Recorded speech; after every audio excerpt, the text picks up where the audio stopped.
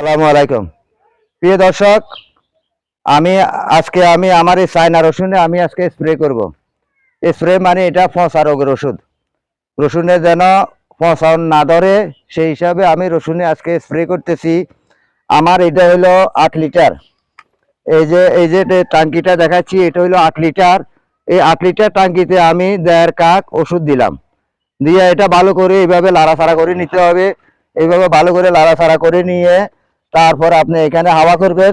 হাওয়া করার পরে আপনি ওষুধগুলা এই স্প্রে করবেন। এইভাবে এইভাবে স্প্রে করবেন। রসুন গাছেরে আপনি ভিজিয়ে দিবেন। রসুন গাছেরে আপনি ভিজিয়ে দিবেন। পুরা পাতাটা ভিজি থাকতে হবে। ভিজি থাকলে আপনার রসুনের ক্রুদ ভালো থাকবে, রসুনের পছন্দ হবে না, রসুন আপনার দ্রুতভাবে বেড়ে উঠবে। তাই রসুনের যত্ন করতে হবে। রসুনের ভালো ফসল পেতে হলে রসুনের কখন কি লাগে সেটা আপনাকে দেখতে হবে, দেখে শুনে কাজ করতে হবে। এই যে রসুনে আমি আজকে স্প্রে করতেছি, রসুনের সাথে সাথে এই যে আমার এখানে পেঁপে গাছ, আমি পেঁপে গাছও একটু স্প্রে মারি দিতেছি। কারণ পেঁপে গাছ আছে রসুনের ফাঁকে ফাঁকে পেঁপে গাছ, এগুলো হলো সম্পূর্ণ টপ লেডি। আর এই যে রসুনে আপনারা এইভাবে রসুনের এই পাতাগুলা সম্পূর্ণ গাছটা ভিজিয়ে দিবেন। তাহলে রসুনে আর পচন হবে না, রসুনের ক্রুদ বাড়বে এবং কি রসুনও আপনার বলিষ্ঠ হবে। আর রসুন আমার এগুলো হলো সম্পূর্ণ চায়না রসুন। তাই প্রিয় দর্শক, আমি আমার এই চট্টগ্রাম হাটাজারিতে এবং হাটাজারি আদর্শ গ্রামে আমার এই খামারটা অবস্থিত। আমার এই রসুনের চাষাবাদ করতেছি আমার কৃষি খামারে। এটা হলো একটা বাড়ি, বাড়ির ভিতরে আমি বাড়ির উঠান হিসাবে একটা উঠানে যদি আমি রসুনের চাষ করতে পারি তাহলে আপনারা জমিনে পারবেন না কেন ভাই? অবশ্যই আপনারা জমিনে পারবেন। আর আপনাদের জন্য আমি আরো একটা নতুন কৃষি নিয়ে আসতেছি, সেটা হলো বর্ষাকালীন পেঁয়াজের চাষ। সেটার নাম হলো বাড়ি 5।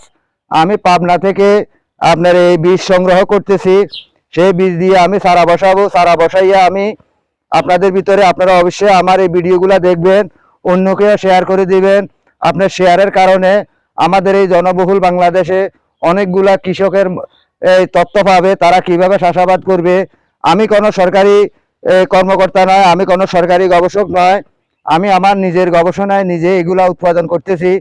আমি কোনো কৃষি অফিসারের সহযোগিতা নিই নাই। আমার নিজের মাথায় যতটুক, আমার মেধায় যতটুক খেলতেছে আমি ততটুক নিয়ে আমি কাজ করে যেতেছি। তো ইনশাআল্লাহ আপনাদেরকে দেখাইতেছি। আপনারা আমার সফলতা যদি দেখেন তাহলে অবশ্যই আপনারা এই হিসাবে কাজ করবেন। আর আমার সফলতা যদি না দেখেন আপনারা কাজ করবেন না। তাই প্রিয় দর্শক, আপনাদের প্রতি আমার এই আহ্বান, আপনারা আমার ভিডিওগুলো দেখবেন, অন্যদের ভিতরেও আপনারা শেয়ার করে দিবেন। সবাই যেন আমাদের এই জনবহুল বাংলাদেশের সকল কৃষক যেন চাষের আওতায় আসে। কেন আমরা বাইরের রাষ্ট্র থেকে